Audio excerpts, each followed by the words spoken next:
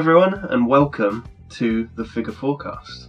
I'm going to be talking about Night 2 of Wrestlemania on this episode. As ever, I'm joined by King Damo. I am Sammy Drip Drip. You may well have just listened to Night 1, and welcome to Night 2. Here we are. Very excited, as ever. Shall we just jump straight into it? Yeah. So, how many matches have we got on Night 2? 6 advertised. 6 advertised matches. There is one thing I would want to mention before we go into the matches. There is someone we didn't mention on Night 1 who is going to be involved in some capacity, but I think will be involved in a larger capacity on Night 2. The Miz. He's the host of WrestleMania, and we completely forgot to mention it. I heard a really good theory that I really hope happens with him. Like, he comes out through certain parts of the night, and does like the WWE things. Welcome to WrestleMania, the attendance, stuff like that. Each time a celebrity from LA comes out and interrupts him and does the bit for him. So, and gradually it gets bigger and bigger and bigger until you get The Rock come out at the end and Stone Cold's him and Rock bottoms him, or Stone Cold comes out and stuns him. I think that'd be a really cool thing to do throughout the night. I think he's gonna try and set up a match for himself. Lashley, which could be where Lashley comes out. But every time there's been a host of WrestleMania, they've always had a thing. Remember, the New Day brought out the Hardys for that. Yeah. We don't have a mystery opponent match, but I think the Miz is gonna give him something to do as host, and I'm looking forward to seeing what it is, because it's normally something big. That's a good point. Yeah, I hadn't really thought about the Miz's role in it. It's sort of gone under the radar, kind of. I think it's a good thing. Yeah, I think so too. Not too much speculation. We're not going to focus too much speculation here either. It's just worth thinking about. If you've not watched the show yet, keep an eye on the Miz. He might do something cool. So what's the first match you want to talk about on this card? I think with this one, I don't know which is going to be the opener, so I think we'll start with Edge versus Finn. It's not going to open because it is a Hell in a Cell match. It could open if they want to go in hot. It could open. You've got enough. Yeah. You've got enough matches on that could open.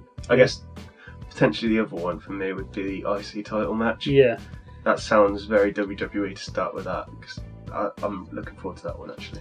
Let's start with Edge versus Finn. It's the other Judgment Day match we've got. We obviously got Rhea versus Charlotte on Night 1, and Dom versus Ray on Night 1. So we've got this. This is the hopefully the blow off of the Judgment Day story, which started so long ago, with Edge forming this dark team. It was last WrestleMania, wasn't it? Because Damian Priest came out to help him. I can't remember who he's against, but Damian Priest came out to help him. Obviously, along the way, they've added new members, they've turned on Edge, and then there's just been this constant war with Edge. And then Edge goes away and he comes back and they keep warring with him. So hopefully this is the final. Edge versus is it confirmed as Demon or just highly predicted to be Demon Finn? It's going to be the Demon. It is. Because in that vignette, if you look closely, you can see the Demon. I mean, you don't really need to look very closely because they printed him on his face. It's like the worst kept secret. It's going to be a hell of a match, isn't it? It is. Edge can still go somehow. I'm a bit worried about this match. He might. Well, his Hell in a Cell with Seth was match of the year. Yeah, I mean, Finn's a damn good wrestler. So. The thing I'm worried about is serious Edge and serious Finn Balor, which the promos have been. I feel like the best bit of the Judgment Day is when they're a little bit silly. But it doesn't translate into in-ring, does it? The promos are going to suffer from them being serious, but the in-ring stuff... Yeah, but the fear that I have is Edge's bulging eyes. He overacts so much, and you can just imagine that face before he hits a spear. But look, we're probably getting Gangrel for Edge's, because Christian's still in AEW, right? He is. Do you think there's any chance that WWE and AEW managed to create some form of communication? Because there's not the only AEW superstar who has a potential for AEW superstar. I hope no AEW fans are listening. It felt so weird as I said that. They hate you. It's not the only AEW wrestler who has ties to a big match at WrestleMania. Do you think there's any chance? Because I've seen some people saying that Christian's coming out for the entrance to this match, and I'm not sure. One of the What Culture guys, Michael Hamflet, he pointed out that he was saying it in jest because I don't think it's going to happen. I think Christian's still under contract, but last time I saw Christian, he was in a casket match against Jungle Boy and effectively went to hell because he went into the casket and then it dropped. And where are we going on Sunday? We're going to Hell in a Cell, and we're getting some of the Brood, aren't we? We're getting Gangrel come out. Could Christian appear? Who knows? It would be such a talking point. It would. And it would be such a talking point that had absolutely no relevance to anything, but it would dominate it just a portion depends, though, doesn't it? Talking. I mean, Christian's contract could be up. We don't know. No, John Moxley revealed this week that when he was champion last year, he wasn't even under contract with AEW. Yeah, didn't he say he could have turned up at SummerSlam with a belt and nothing, which is insane. Exactly. I think that was even a slight possibility. I know. Yeah. So, who knows? Stranger things have happened. We've had Cody Rhodes return to WWE as Cody Rhodes and is now main event in WrestleMania. So, I mean, it could happen. Another thing to mention of this match, we're apparently getting the original Hell in a Cell and not the red one. Yeah. Which is kind of cool. Because I kind of got used to the red one, but still, I feel like the normal steel one is a lot better. Final thing I want to say on it, I really hope we get Purple Demon. I mean, it would make sense, wouldn't it? I'd love a Purple Demon. A Judgment Day Demon. Not Tongue Demon either, because Tongue Demon is stupid, and the last time we saw Tongue Demon, he turned into a fish against Roman Reigns. I stand by that wasn't as bad as everyone thinks, but it was woeful. We're not talking about that. We're talking about WrestleMania, so let's talk about another big match. We haven't even said who we think we're going to win. I forgot about that portion of it. Finn. It's got to be... I've said Finn as well. Yeah. It's got to be Finn. Yeah. Especially after Edge won last time. I think Finn makes the most sense. And also because Edge might be going away again. Well, he's hinted that this is his last year in wrestling. Yeah. So... And traditionally wrestlers go out looking up at the lights. They do. Yeah, it's got to be Finn. Hit me with the next match. In my running order, I don't think this is going to be the next match, but the next one I want to talk about, Brock versus Omos. Now, this is a match that I'm really high on and you're not. You're so high on this match. I love it. You made me stay up late this week watching Raw. Sometimes I watch it over 2 days because it's 3 hours. And he was like, "You've got to see what happens with Brock and Omos this week." So I saw the first segment. And I was like, "Oh, there's got to be more to this, surely," and watched the whole thing, and that was it. So you need to sell me on this one. I love it because whenever we see Brock Lesnar, he's the alpha male, right? Yeah. And it's just the fact that, I mean, it's literally one of the oldest wrestling stories in history. Bigger man. Can the big man lift the bigger man? It's going to be throughout the whole thing. At the beginning of the match, we're going to see him try and do a suplex.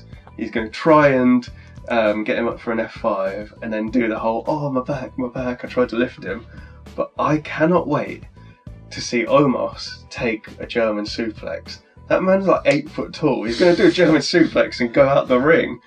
And the visual of having pretty much 8 foot man across Brock Lesnar's shoulders and getting F5'd, oh my god. And yeah, just going back to the segment on Raw, it's just Lesnar, you kind of forget how good of a wrestler, a pro wrestler, a sports entertainer that Brock Lesnar is, because for so long now, 10 years, whatever, we've seen him as this destroyer. But he's really good. Selling the, "Oh my god, can I actually beat this guy? What can I do to this guy?" Yeah, he was actually running the ropes. Yeah, exactly. You forget how good he actually is. Yeah. And I feel like he's into it. and I think we could get a really good match here. What is Omos's finisher? It's the tree slam, I think. Okay. So he like lifts them up by the head, like what Great Khali used to do, okay. slams them down. Because I was trying to think about it like earlier, because obviously Brock Lesnar matches are normally finisher from both, and you got a bit of back and forth. I was like, what? I can't think what Omos's finisher is. I mentioned it during our Elimination Chamber review that I've enjoyed Lesnar's kind of being on the back foot kind of storyline, and that is true. I do like seeing this slightly unsure what to do Brock Lesnar rather than him just being like full on beast. I'm just going to destroy you. That means that I'm not super hyped for this for a WrestleMania match. If this was for Great Balls of Fire or one of the other pay-per-views that no one cares about, I'd be like, yeah, you know what, cool, but I don't want to see this. I just think it's perfect for the situation we're in, because who else is he going to face? We've seen him against the Super Worker a million times. We saw AJ Styles, saw Daniel Bryan against him, and you know what's going to happen in that match. You know what's going to happen in this match. We knew what was going to happen in those matches because he was champion and he wasn't dropping the title. Imagine that sort of match, but in a world where Lesnar seems to lose every big match he's in at the minute. Like, true.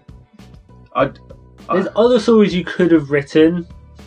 Obviously, he didn't want the Bray Wyatt match. Fair enough. Maybe he didn't want some of the other matches, but there's other matches you could have written for him, and I don't. It's the hype on Omos, who's not really shown what much he can do. He's got to do well in this, even like win or lose are not important. He's got to perform well. I think he will, because if he doesn't, he's not making it to next year's WrestleMania. He's going to be on the April chopping block. It's a big chopping block. Yeah, I think we're going to have to agree to disagree on the match. Who you got for predictions? I think it's got to be Brock. You're going Brock. I'm also going Brock. I want Brock to win. Yeah, I'd love Omos to win, but I wouldn't. I was about to say nothing against Omos, but the story's got to be Brock getting him up for an F5, and if he gets him up for an F5 and hits it, he's won. Yeah, one so F5. It's Brock. You spoke a little bit about it in our last episode, but let's do Bianca Belair versus Asuka. Yeah, so if you've heard the last episode, you would have heard my little rant about the Asuka thing. The build-up to this match has sucked ass. I've obviously talked about Asuka. Talk a little bit about Bianca Belair. Her video package for it was great. I thought, yeah, it's brilliant. For her, I don't think she is a weekly wrestling show wrestler. I think she should be kept... Who are you talking about here, sorry? Bianca Belair. Okay. I think she should be kept for the big shows, so like the pay-per-views. Not even every pay-per-view. Because whenever we see her at Mania in these big matches, she is brilliant. Like against Sasha, against Becky, she's brilliant. The things that she can do great are like showcase type things. And when you're doing that every week on Raw, it dilutes it, and then she becomes less of a star for me. I think this match is going to be good. I don't think it's going to be great. The build for the Becky match and the Sasha match weren't good either, but you had Becky and Sasha up against her, who I would argue had a lot more momentum behind them than Asuka, and had better form, if that makes sense, if we're talking about football. Okay. Yeah. Asuka came back at the Rumble as the Kana type character that she had in Japan and had a bit of buzz, but I don't think she's done anything since that sort of warranted a main event in a WrestleMania type match. Apart from winning the Elimination Chamber. Well, yeah, I know, but even in that, the performance that she had wasn't particularly good. Like I said on the other podcast, if this was leading up to WrestleMania 33 when she debuted, and it was her match against Charlotte, if it was then, this match, brilliant. Now you've got Asuka of 2023. That was like 6-7 years ago, 5-6 years ago, whatever it was now. I just feel like her buzz is completely gone, and I just can't get into the match at all. Yeah, WWE have had a long-running problem booking their women, and it's like they got good at it for a very short window, and that was like the Four Horsemen. They kind of knew what they were doing with, but very quickly it became about two of them. It became about Charlotte, and it became about Sasha. Becky and Bayley were kind of just parts of that story, and then even then when they were together, it always became about Charlotte, and they kept having that weird thing where Charlotte would win and then she would drop the title immediately to Sasha, and also like that. And even from then, the matches they were able to put on were great, but the storylines were always just missing something on the main roster. NXT, different matter, some of the best women's storylines have had. So Triple H can do it. There's just something that's not clicking, and it would be easy to say, oh, well, maybe it's Vince's ear. Vince being in Triple H's ear, trying to making changes and stuff. But that seems like such a cop-out excuse, because storylines elsewhere are working, and if Vince is influencing this, why is he not influencing something else? So that, I don't think that fits. There's just something that WWE can't seem to get right with women, and it's not an easy fix. It's a much deeper issue year on year. Yeah, a much deeper issue than we can go into now in like a half an hour podcast. But I think everyone's aware of it. That being said, like you said it then, like the Bianca Belair matches with Becky and with Sasha last year had bad builds, but were awesome. But they were bigger stars than Asuka ever has been. I agree on the star power, but on in-ring performance, I don't think they're so far apart from each other in what you can get from in-ring stuff. Star power maybe, but in-ring talent not necessarily. Potentially. I'd put Sasha a million miles ahead of any of them. Becky and Asuka, potentially. Two very different styles, but yeah. It makes it very hard to compare different styles. You can get the reaction out of the crowd. I've said it in the past that we talked about, like, if the matches are good, the show will be good. And you took the piss out of me then, and we've memed it since. But the point being is, you'll forget about the build if you've got a really good match. Yeah. And if you've got a really good moment in a match, you can carry it. We still think about that whip against Sasha, like that's the big point from that match. Yeah. How they built to it, irrelevant, because you remember the match and the moment, and I think that's what's going to be important here. Okay. That all being said, who have you got to win? Do you want me to go first? Yeah. I've got Asuka to win. Okay. I think the Bianca title run has gone completely stale. I think she is the face of the women's division at the minute. Yeah. But I think they need a change. And I think Bianca could benefit from some time away. Oh. Excuse me, sorry. So, yeah, I'm going Asuka. I'm not sure. I'm completely 50-50 on this. Thinking Bianca's held the title for a long time now, could be the perfect opportunity to drop it. But also, this being a big victory could have its own weight, and then you can bring in someone else to kind of take the belt. I'm going to go for Bianca, so we've got a difference, but it could easily go either way here for me. I just so wish they did Bianca against Rhea. I wish they did it, because they teased it at that Royal Rumble, didn't they? Do Bianca, Rhea and Charlotte Asuka? Or Charlotte face somebody else? Charlotte against anyone else. I mean, I don't know. That whole women's scene on SmackDown is a complete mess for me. But I just feel like Bianca against Rhea was the money match, and that could easily have headlined night one. Yeah. Personally. Because you got the visual at the end of the Royal Rumble the other year, didn't you? Of those two at the end. Yeah. And the crowd went crazy. And you could see it as still a big money match to come, though, isn't it? Yeah, I suppose so. I suppose there's no rush in that sense, but I would have just loved to have seen it. The women's showcase match. Yeah. So remind me of who we've got in this one. Oh boy, I'm going to struggle with this one. I managed to remember the men's one. We've got Chelsea Green and Sonya Deville. Yes. We've got Liv Morgan and Raquel Rodriguez. Yeah. Natalia. And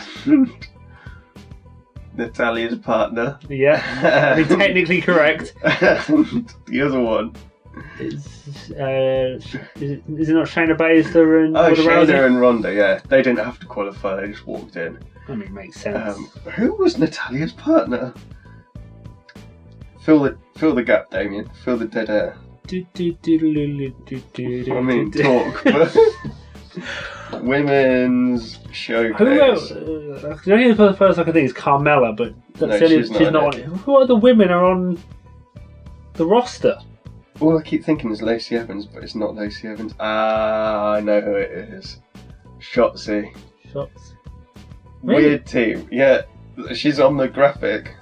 Look, so you've got Raquel, Liv, Yeah. Natalya, Shotzi, Ronda and Shayna, and then Chelsea and Sonya Deville.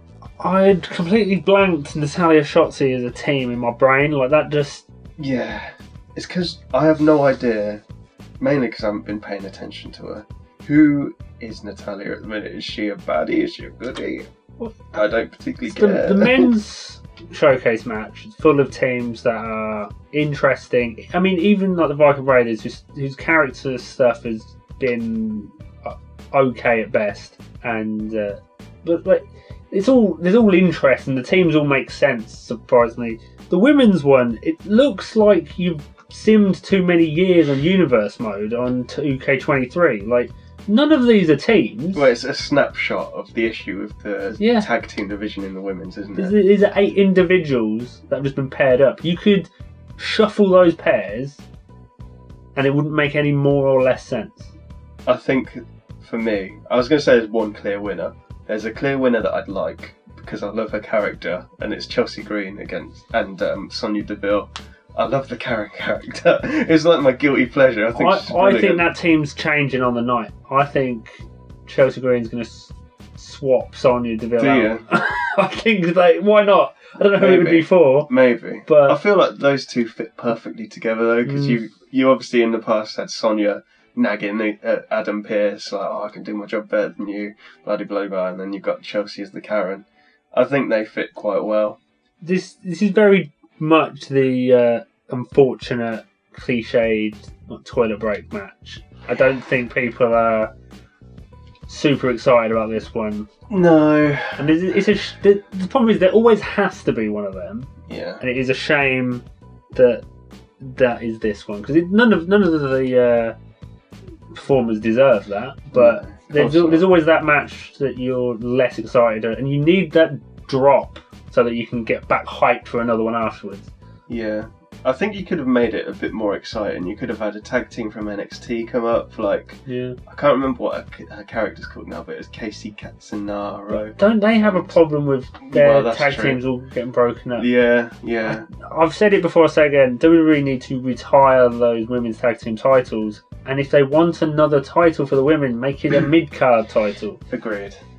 They had the opportunity. They could have turned the very negative situation when Sasha and Naomi walked out. They had the titles there to retire them.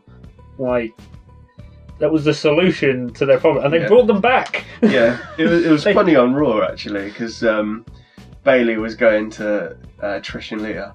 Oh, you haven't been relevant in 20 years, and then one of them went, "Oh, but Lita's the women's tag champion." And I thought, yeah, exactly. That proves it. She's still not bloody relevant. She's a champion. Who have you got in this match? We got a bit carried away there. We did.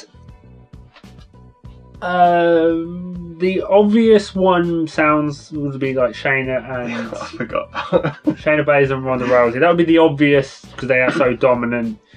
Did the winners of this get a tag title? I presume so. As well. I presume so. If so, them winning and taking the titles off of Damage Control. Damage Control. Well, Damage Control don't have the titles. Oh yeah, of course not. Of course they don't. That makes sense. So I'm gonna go with them. Although with her comments this week, maybe Ronda Rousey won't be super popular backstage. But yeah, I'm gonna go with them as the winners because I can't think of a reason anyone else should win. That's fair. We've got a couple more matches on the card, haven't we? 2 more. 2 more. So we've always got the main event. What's the other one? The triple threat. I'm really looking forward to this one. Another match that's been building a long time, and they dangled it in front of us, and then they took it away, and then they gave it back, and then they took it away, and we finally got it. We were obviously in attendance for Clash at the Castle, and we saw the brutality of Sheamus against Gunther. If this match is half as good as that one, I'm looking forward to it. It'll be worth watching. I've got high hopes because you've got Drew in there now, who isn't exactly like, is the phrase a retiring lily flower? Like he isn't soft. He isn't soft. A retiring lily flower? Yeah. I've never heard that before. I think I've got two phrases mixed up into one. But he isn't scared of working stiff. No. We saw that with Drew and Sheamus matches, haven't we? Yeah. I feel like I know who you're going to say, and I kind of agree. But I'm going to say Gunther retains. You're going Gunther retains? Okay. I think you're going Sheamus. I am going Sheamus. Because you wanted him to win at Clash. He deserves it so much. And the only thing I can think of there's another UK pay-per-view coming up. There is. You get the payoff, don't you? You get the payoff. Those two against each other.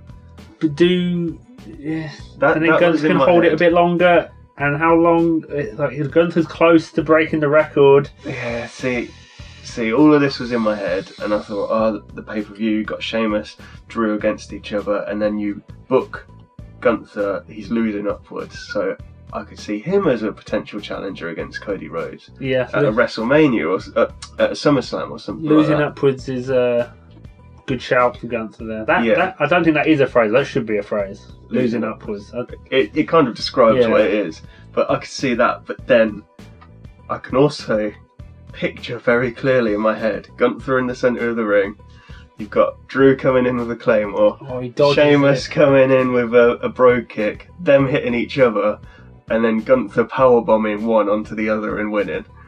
That's what I can see happening. I'd love Gunther to retain as well. I think he is my favourite wrestler. I think it's one of those things where it really doesn't matter who wins. I'd be happy all options would be a win. Like, because you could even have Drew win, and then that just pushes Sheamus even further into this. Like, it's not calling him a traitor, is he? But like this anger at Drew of stealing his moment, and he stole his Intercontinental, and then you get the match. There's so much. It doesn't matter who wins, but you don't need the title for the match at Money in the Bank. I might have convinced myself there that Drew's winning this. I think whatever happens, Drew turns heel finally. I think it's an overdue heel turn for Drew. Yeah, because his character seems stale. No, I think I'm gonna go with Drew to win. Okay. Sheamus to get like furious with him next week, and then that'd be where Drew and Sheamus gets his crowning moment at Money in the Bank. Yeah, in his hometown of London, Ireland. Is it? I was going to say it's closer than Wales, but it's really not, is it? It's definitely not. It's really definitely not. Your geography is almost worse than WWE's. Both physically and metaphorically, Wales is closer to Ireland than England is. Right. We've made it to the main event of the weekend. Yeah. The big one. Roman Reigns against Cody Rhodes. I can't tell you how excited I am for it. I think everyone that was saying Sami should have won the title at Elimination Chamber has now changed their mind. Yeah, I think WWE have done a wonderful job of convincing everyone about where those matches should fall. Yes. And the cheer during Cody's entrance gets louder and louder every week. You know the bit in his entrance where it's like, whoa! I find myself every time saying it out loud. I've had that song stuck in my head all week. I love it so much, man. It's on my regular playlist. I was looking at Cody Rhodes' shirts this week. I love him. He's the man. He's got to be the one that dethrones him, and I think the match is going to be brilliant. What do you think? I have mentioned off camera that there is a big number that I've done the maths on. I don't know if I've done the maths 100% because doing American dates and UK dates is very confusing because obviously days end at different times for us. But Roman Reigns is due to hit 1,000 days as Universal Champion either the day of, the day before, day after, basically at King and Queen of the Ring in Saudi Arabia. 1,000 days. A almost impossible milestone to reach, and it's within touching distance for WWE, and they love their milestones, and I think WWE are going to hold off for that milestone. So what you're saying? It seems like the Universal title is going away after this reign. They're going to combine it, make one title. There's rumours of bringing the big gold belt back. I think WWE can't help themselves and are going to want that title to be retired with a 1,000-day reign. So I am predicting Roman Reigns to walk out of WrestleMania 39 with both of those belts. It's a bold prediction. So what you're saying is Reigns wins at Mania and then loses the title in Saudi Arabia to Mansoor. That is really bold. It could still be to Cody. That's really bold prediction. No, but I think that's 2 pay-per-views. We're still 2 pay-per-views away from seeing that. Cody's the guy. It's got to be Cody. He is undoubtedly the guy, but he got his big win on Raw when he broke Solo Sikoa's undefeated streak. Big win. Oh my god. Oh okay, my god. I couldn't say that completely with a straight face, but You're such a troll. He's not winning on Sunday. I mean, it's a very bold prediction. I think Cody definitely wins. It has to be now. Everything's worked perfectly for me and Cody wins. But we'll see. You could be right, and if you're right, it's the prediction of the century. Which is I wanted to do the joke, but WWE kind of stole my thunder with having Cody do it this week. But I wanted to do the Roman Reigns joke. All roads lead. What is it? What have they said? Well, they've been doing all roads lead to WrestleMania, which was what. But yeah, Cody had the "You'll be a Roman without a reign." Yeah, and I'm like, okay, that's better. That's better than all the stupid ones I've come up with. Cody is the best. He is absolutely the best. I'd love to see him with the title, and if he brings back the winged eagle title as well. Have you seen the cool. Cody Rhodes version people have mocked up? It's been a while since we've had a superstar specific title. The last one was John's. We had the Fiend's title, but how could we forget? The last proper one was John Cena adding the spinner belt. Yeah. It did look stupid at everybody else, but did look good on Cena. Well, about the Edge rated R spinner. Still looks stupid. It looked even more stupid because it was just the regular spinner with an Edge logo in the middle. The spinner US title was my favourite. That was brilliant. Very of its time. Anyway, we're getting really away from the WrestleMania main event. Roman versus Cody. Roman's going to win. Interesting. Do you think there's going to be shenanigans, or do you think it's going to be a straight one-on-one match? I think there will be outside shenanigans. So you might have the Usos or Solo Sikoa come out, but they're not going to make it to the ring. So you might have like the Usos try and come out, and then Kevin and Sami stop them, and you get that brawl, but it doesn't impact the match. So that when Roman wins, he can win by himself. Good, yeah. Well, look, it's interesting. We've got different opinions on who's going to win. I think one thing that's for sure is it's going to be like a match that is an all-timer. Yeah, and although I've seen a lot of people theorising and predicting it, 2 things I know definitely aren't happening in that main event is The Rock isn't coming out to challenge Roman after the belt, and neither is Randy Orton to challenge Cody Rhodes, both of which I've seen so much on Twitter. Like the worst ever booking I could. And it's the idea of they're celebrating with their music, and that's when they come out. It's like that's not happening at WrestleMania. All shows, like, come on, man. That happens at Great Balls of Fire. I was just thinking the exact same thing. Well, on that note, I think that's a good place to close the show. Yeah. So, look, WrestleMania is here. We're all excited for it. 3 nights for WrestleMania Night 2 for us, 3 nights away. Yeah, for sure. And we've got NXT Stand and Deliver as well, Yeah. which I'm kind of looking forward to in a strange way. Probably we'll watch that afterwards. We've got quite a busy weekend, but it's always good to watch, isn't it? We got the Raw after WrestleMania as well. We have indeed. Potential surprises aplenty. Yep, exactly. There we go. Enjoy it, folks. Yeah. Thank you all for listening. We'll be here in a few weeks, hopefully not too long, but we'll be here for reactions to Fallout to WrestleMania. Yeah. And we might even have a special guest for a first-time WrestleMania watcher. Our friend might turn up as well from one of those episodes. Stay tuned for all of that and a lot more. And more. Yeah. On the Figure Fourcast. Over to Damien with the socials. What accent is that supposed to be? That's my radio voice. That's like... That was a really good radio voice as well. And more. To keep up to date with all things Figure Fourcast, you can follow us on Facebook by searching The Figure Fourcast, on Twitter by searching Figure4UK, and on YouTube by searching The Figure Fourcast. Thank you, and we'll see you next time.